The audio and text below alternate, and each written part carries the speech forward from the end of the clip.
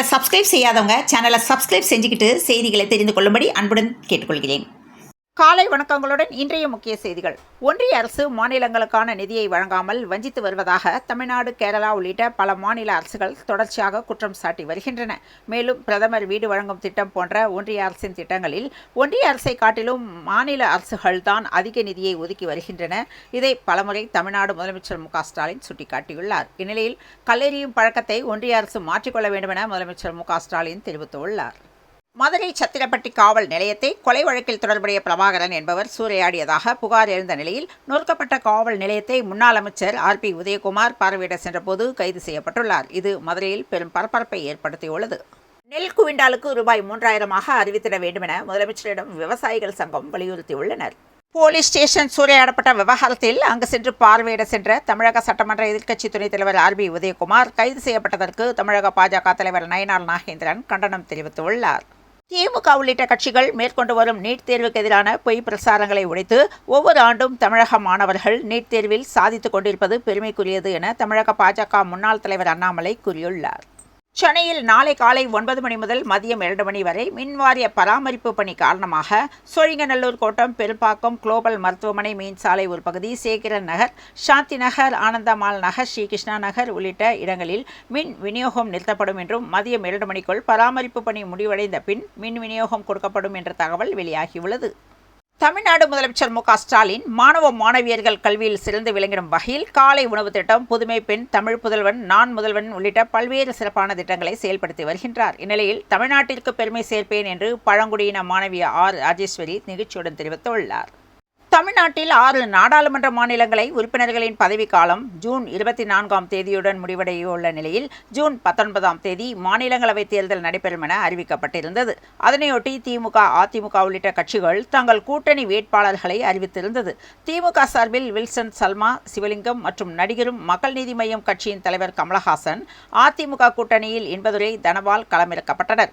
அந்த வகையில் 6 பேரும் போட்டியின்றி தேர்ந்தெடுக்கப்பட்டனர். இந்நிலையில் ஆத்திரமடைந்த கமலஹாசன் மேடைக்கு ஓடி வந்த போலீசார் மானிமா மேடையில் சலசலப்பு ஏற்பட்டது. தமிழகத்தில் எங்களுடைய ஆட்சி கூட்டணி கட்சிகளின் ஆட்சியாக இருக்கும் என்றும் அதே நேரத்தில் எடப்பாடி பழனிசாமி தான் முதல்வர் என்றும் பாஜக மாநில தலைவர் நயினார் நாகேந்திரன் தெரிவித்துள்ளார். நாடு முழுவதும் மருத்துவ படிப்புகளில் சேருவதற்காக நடத்தப்பட்ட தேசிய தகுதி மற்றும் நுழைவுத் தேர்வான நீட் யூஜி 2025 தேர்வை சுமார் 20 லட்சம் மாணவர்கள் எழுதினர். இந்த தேர்விற்கான தற்காலிக விடைக்குறிப்பை தேசிய தேர்வு முகமை கடந்த 3ஆம் தேதி வெளியிட்டது. இந்நிலையில் நீட் யூஜி 2025 தேர்வு முடிவுகளை தேசிய தேர்வு முகமை தற்போது இணையதளத்தில் அதிகாரப்பூர்வமாக வெளியிட்டுள்ளது. நீட் தேர்வில் தமிழகத்தில் 76,181 மாணவர்கள் தேர்ச்சி பெற்றுள்ளனர். தமிழக பாஜகவின் ஓபிசி அணி மாநில செயலாளராக வெங்கடேஷ் செயல்பட்டு வந்தார். பிரபல ரவுடியான வெங்கடேஷ் மீது சிமரம் கடத்தல், பண மோசடி, துப்பாக்கி வைத்து மிரட்டல் உட்பட பல்வேறு வழக்குகள் உள்ளன. இந்நிலையில் கொலை மிரட்டல் வழக்கில் கைது செய்யப்பட்டுள்ள பாஜக மாநில ஓபிசி அணி மாநில செயலாளர் கட்சியிலிருந்து நீக்கப்பட்டார். தமிழக பாஜக இதர பிற்படுத்தப்பட்டோர் அணியின் மாநில செயலாளராக இருந்த கே.ஆர். வெங்கடேஷ் கட்சியில் நீக்கப்பட்டுள்ளதாக தமிழக பாஜக தலைவர் நயினார் நாகேந்திரன் அறிவித்துள்ளார்.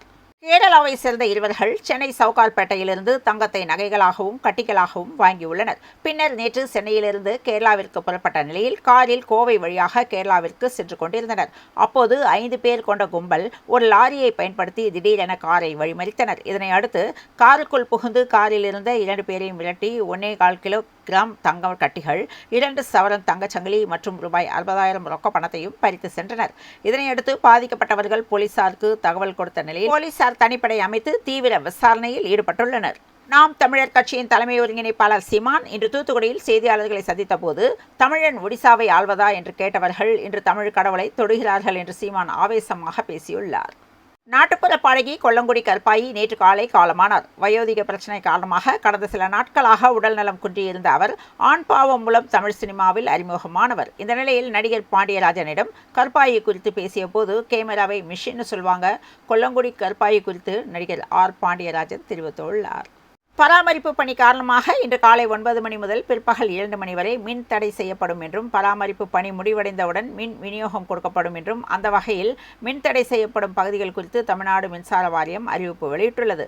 Ambattur SIDCO, EB main road, Menambedu சாலை, யாதவாள் தெரு, வடக்கு கட்ட செக்டார் 3, படவேட்டு அம்மன் நகர், பிள்ளையார் கோவில், இதனை சுற்றியுள்ள இடங்களில் மின் விநியோகம் நிறுத்தப்படும் என்ற தகவல் வெளியானது. நீட் தேர்வில் முதல் 100 இடங்களில் 6 தமிழக மாணவர்கள் இடம்பெற்று அசத்தியுள்ளனர். எழுத்தறிவு பெறும் திட்டத்தில் தமிழ்நாட்டில் இருந்து பயின்ற 5 லட்சம் பேர் தேர்ச்சி பெற்றுள்ளனர். இதன் மூலம் 100% இந்தியாவிலே தமிழ்நாடு முதலிடத்தை பெற்றுள்ளது. இதற்காக உழைத்த பணியாளர்களுக்கு முதலமைச்சர் மு க ஸ்டாலின் பாராட்டு தெரிவித்துள்ளார்.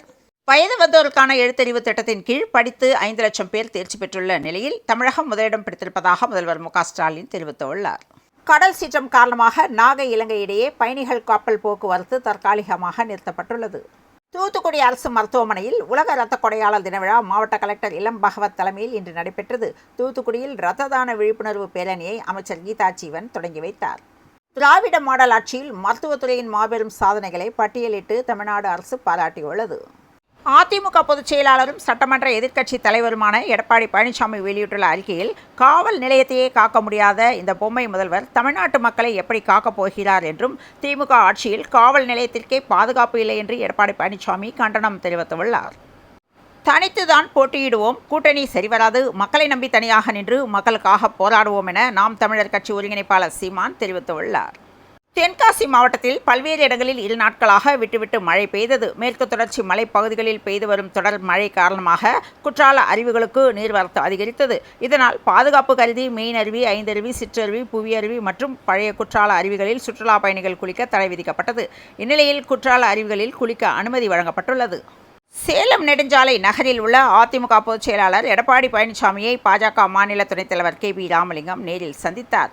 என்டிஏ கூட்டணியில் எந்த கட்சிக்கு எத்தனை சீட் என்பதை இபிஎஸ் தான் முடிவு செய்வார் என்று கே. பி. ராமலிங்கம் தெரிவித்துள்ளார். சென்னை பெரம்பூர் ரயில் நிலையம் எதிரே மெட்ரோ பணிகளால் 6 அடி ஆழத்திற்கு திடீர் பள்ளம் ஏற்பட்டுள்ளது. பெரம்பூர் சாலையில் 6 அடி ஆழத்திற்கு திடீர் பள்ளம் ஏற்பட்டது மெட்ரோ பணிகள் காரணமா என்ற கேள்வி எழும்பியுள்ளது. கோவை விமான நிலையத்தில் இன்று காலை வழக்கமான மத்திய தொழில் பாதுகாப்பு படையினர் சோதனைகளில் ஈடுபட்டு இருந்தனர். அப்போது பெங்களூர் செல்லும் விமானத்தில் பயணிக்க வந்த பெண் பயணி சரளா ராமகிருஷ்ணன் என்பவரின் உடைமைகளை சோதனை செய்யப்பட்ட போது அவர் கொண்டு வந்த பையில் 9 mm வகை தோட்டா இருப்பது கண்டுபிடிக்கப்பட்டது. இந்நிலையில் பயணியின் பையில் கிடைத்த புல்லட் கோவை விமான நிலையத்தில் பரபரப்பு ஏற்பட்டது. போலீஸ் தீவிர விசாரணை மேற்கொண்டுள்ளனர். மேட்டூர் அணையில் திறந்துவிடப்பட்ட நீர் இன்று காலை முக்கொம்பு வந்தடைந்தது. காவிரி நீரை மலர் தூவியும் நெல்மணிகள் தூவியும் விவசாயிகள் வரவேற்றனர். மின் விநியோகத்தை தனியாரிடம் ஒப்படைக்க வேண்டும் என்ற அழுத்தங்களை ஸ்டாலின் முறியடிக்கிறார் என்று அன்பில் மகேஷ் பேசியுள்ளார். புதிய பாடப்பிரிவுக்கு ஒரே ஆசிரியர் மட்டும் நியமனம் செய்தால் போதுமா என்று தமிழக அரசுக்கு அன்புமணி கேள்வி எழுப்பியுள்ளார். உலக டெஸ்ட் சாம்பியன் பட்டம் வென்று தென்னாப்பிரிக்க அணி வரலாறு படைத்தது. உலக கோப்பை துப்பாக்கி சுடுதலில் கலப்பு அணி பிரிவில் இந்திய ஜோடி தங்கம் வென்றது. டிஎன்பிஎல்லில் திண்டுக்கல் அணி 9 விக்கெட் வித்தியாசத்தில் வெற்றி பெற்றது. சிவம் சிங் அபாரம் திண்டுக்கல் மதுரையை வீழ்த்தியது. சென்னையில் இன்று 22 கேரட் ஆபரண தங்கத்தின் விலை ஒரு சவரன் 74,560 ரூபாய்க்கும் 1 கிராம் 9,320 ரூபாய்க்கும் விற்பனையானது. கோவை, தேனி, தென்காசி, நெல்லை, கன்னியாகுமரி போன்ற மாவட்டங்களில் மிக கனமழை பெய்யக்கூடும் என வானிலை ஆய்வு மையம் தெரிவித்துள்ளது. தமிழ்நாட்டில் 12 மாவட்டங்களுக்கு கனமழை எச்சரிக்கை விடுத்து நீலகிரிக்கு ரெட் அலர்ட் விடுக்கப்பட்டுள்ளது. தமிழகத்தில் பல இடங்களில் மழை பொழிந்து வரும் நிலையில் நீலகிரி மாவட்டத்திற்கு அதிக கனமழைக்கான எச்சரிக்கை கொடுக்கப்பட்டு இன்றும் நாளையும் அதிக கனமழை ரெட் அலர்ட் எச்சரிக்கை விடுக்கப்பட்டுள்ளது. நீலகிரி மற்றும் வால்பாறை பகுதிகளில் இன்று முதல் அடுத்த 4 நாட்களுக்கு அதிதீவிர கனமழை பெய்யக்கூடும் என தமிழ்நாடு வெதர்மேன் பிரதீப் ஜான் தெரிவித்துள்ளார். தமிழகத்தில் நாளை 5 மாவட்டங்களுக்கு மிக கனமழைக்கான ஆரஞ்சு அலர்ட் விடுக்கப்பட்டுள்ளது. வடக்கு கர்நாடகம், தெலுங்கானா, ஆந்திர பகுதிகளின் மேல் ஒரு வளிமண்டல மேலடுக்கு சுழற்சி, தென்னிந்திய பகுதிகளின் மேல் ஒரு வளிமண்டல கீழடுக்கு சுழற்சி ஆகியவை நிலவுகின்றன. இதனால் தென் தமிழக கடலோர பகுதிகள், மன்னார் வளைகுடா, அதனை ஒட்டிய குமரி கடல் பகுதிகளில் சூறாவளி காற்று மணிக்கு 45 முதல் 55 கிலோமீட்டர் வேகத்திலும் இடையிடையே 65 கிலோமீட்டர் வேகத்திலும் வீசக்கூடும் என சென்னை வானிலை ஆய்வு மையம் எச்சரிக்கை விடுத்துள்ளது. இதனால் தூத்துக்குடி மீனவர்கள் கடலுக்கு செல்ல தடை விதிக்கப்பட்டுள்ளது. இத்துடன் இந்த செய்திகள் நிறைவடைந்த நிலையில் தொடர்ந்து இணைந்திருங்கள் பிரபாஸ் செய்திகளுடன். மீண்டும் மற்றொரு செய்தியில் சந்திப்போம். நன்றி, வணக்கம்.